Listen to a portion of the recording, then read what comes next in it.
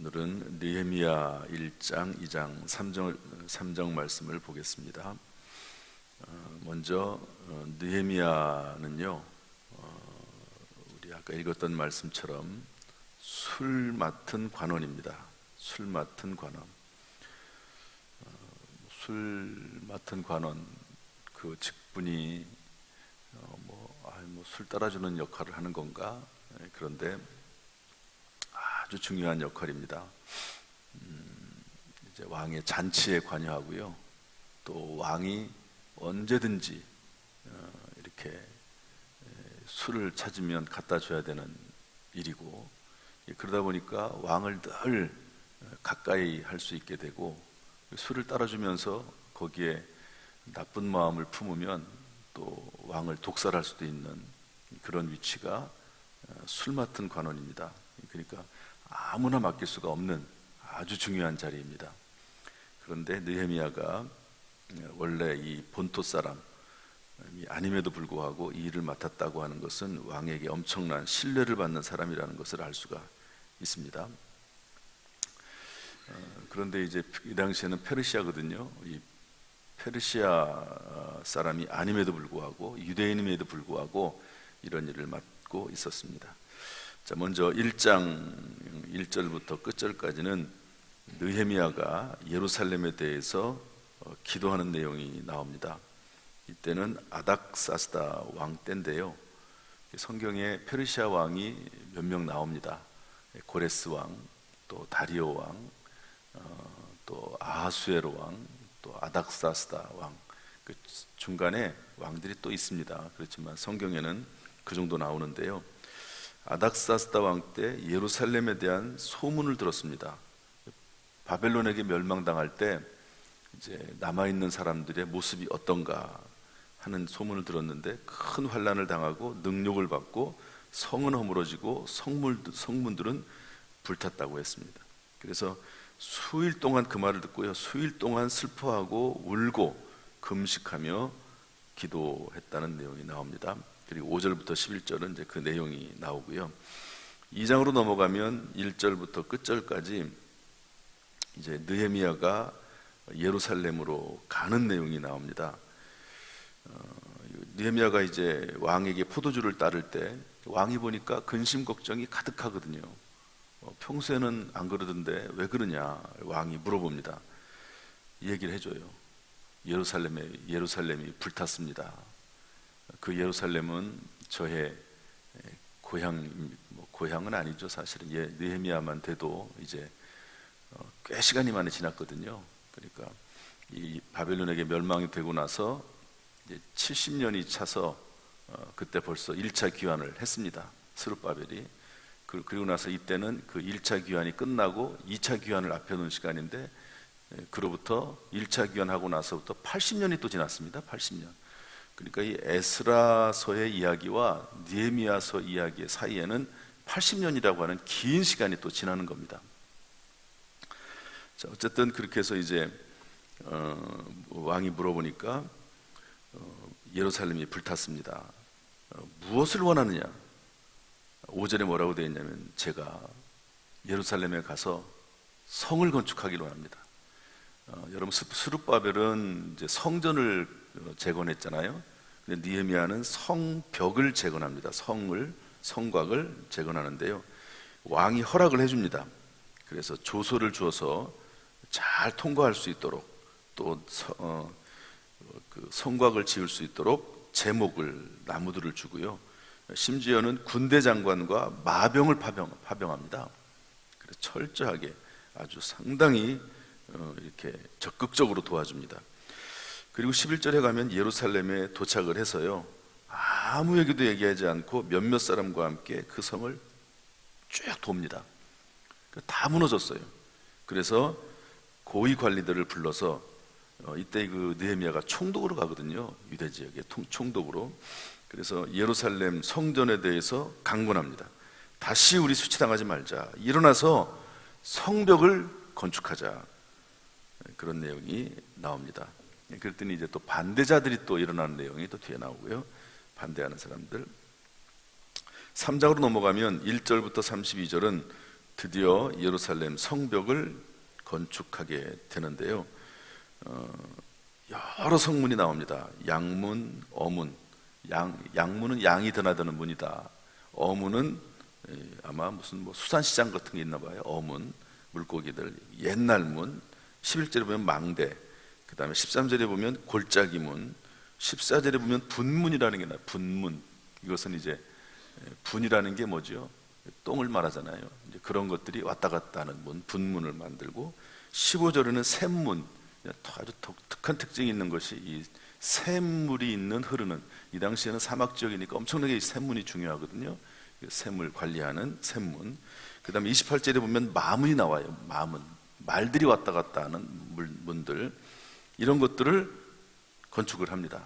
성은, 마을은 있는데 이 성벽이 없으니까 얼마나 불안합니까? 짐승들이 오거나 외적이 침입하면 막을 길이 없거든요. 그런데 이런 성벽을 다 재건합니다. 중요한 특징이 나옵니다. 분담합니다. 철저히 분담합니다.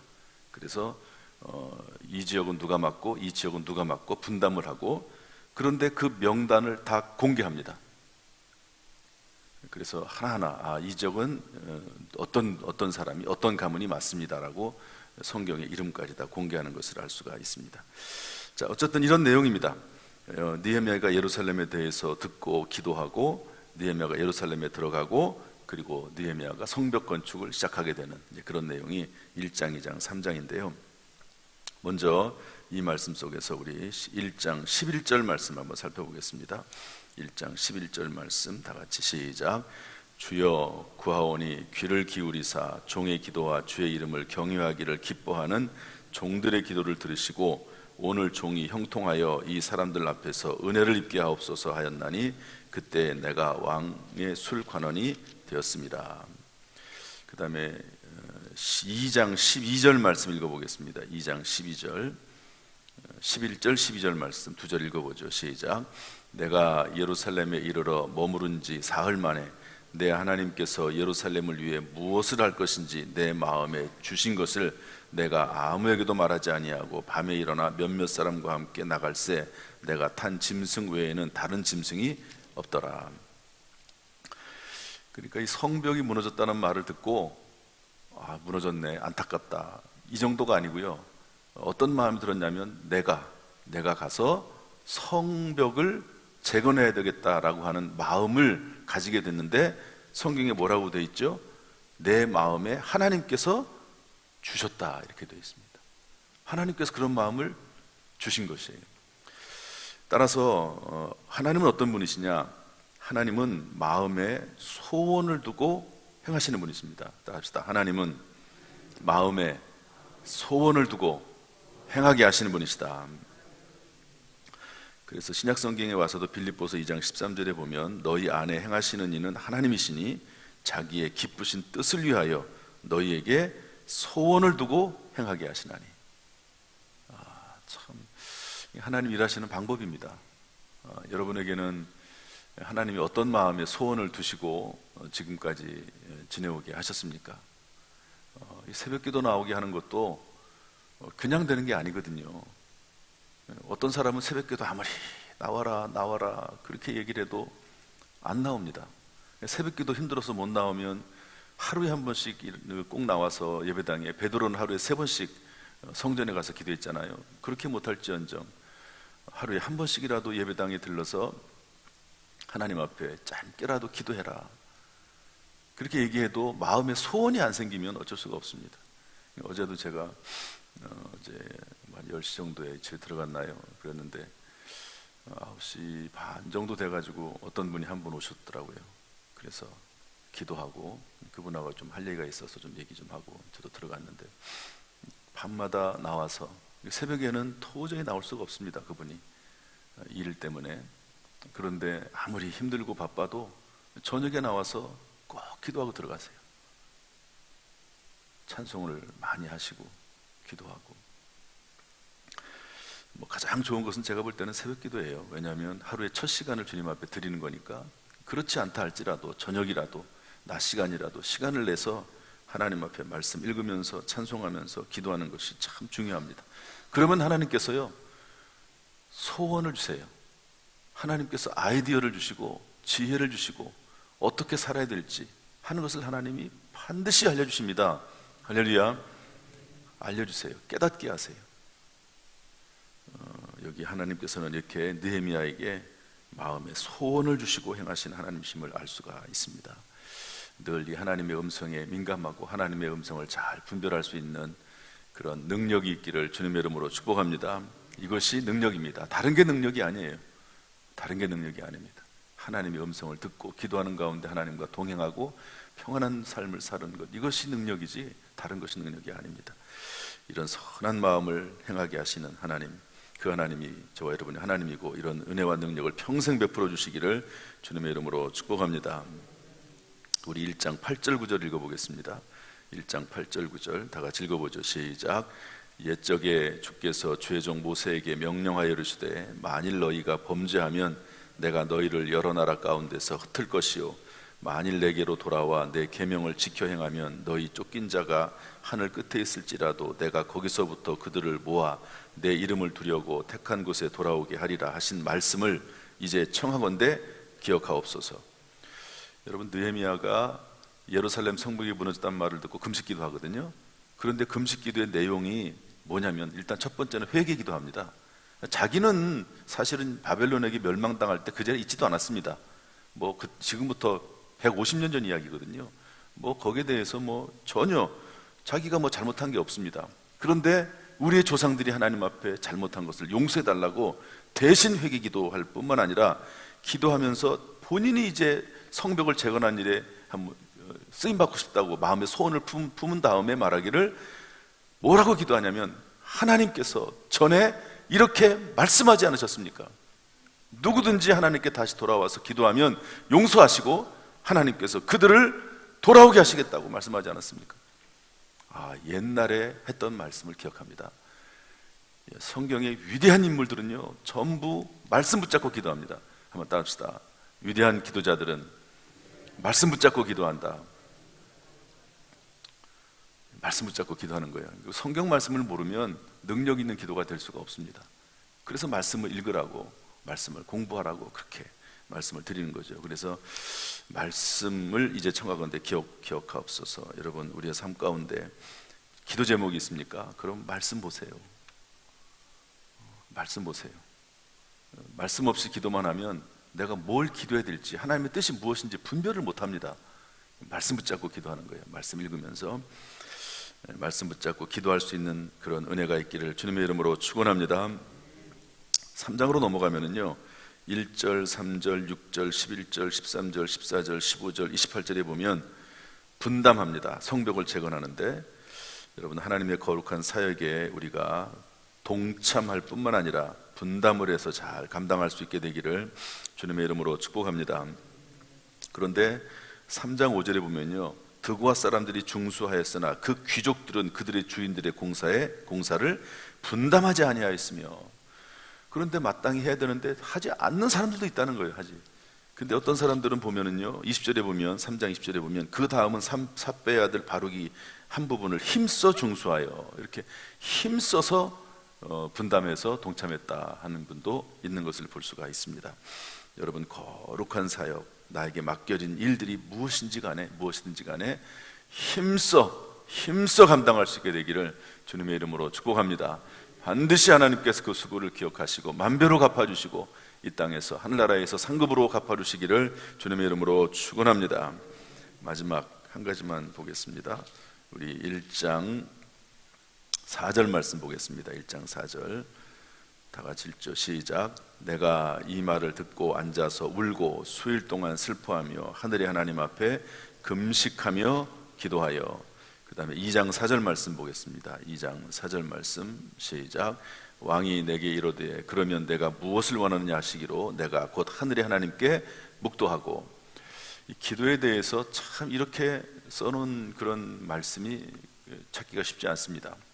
쉽게 말해서 이 느헤미야는요 작정 기도하는 사람이었습니다. 아주 금식하면서 기도하는 작정 기도를 하는 사람이었고요. 이 계획적인 기도거든요. 그러나 왕이 너 왜 근심이 있느냐, 무엇을 원하느냐 말을 할 때는요 순간적으로 하나님 앞에 그 짧은 시간에 한번 생각을 한번 해보십시오. 지금 왕이 왕하고 대화를 하는 중이에요. 그런데 왕이 근심 있는 것을 보고 네가 원하는 게 뭐냐? 왜 근심 있느냐? 그랬더니 그 짧은 순간에 뭐 했다고요? 하늘의 하나님께 기도했다는 거예요. 묵도하고. 그 소리를, 묵도라고 하는 말은 기도인데 소리를 안 냈다는 말이거든요. 그 짧은 순간에, 여러분 이게 쉽게 되는 일이 아닙니다. 기도의 사람이기 때문에, 평소에 기도했던 사람이기 때문에 순간순간마다 무슨 일을 하든지 간에 소리를 내든 안 내든지 간에 하나님 앞에 물어보면서 살았던 삶이기 때문에 이게 가능한 겁니다. 이게 그 짧은 순간에 하나님 앞에 물어보는 거예요. 기도하는 겁니다. 기도의 고수죠, 사실은.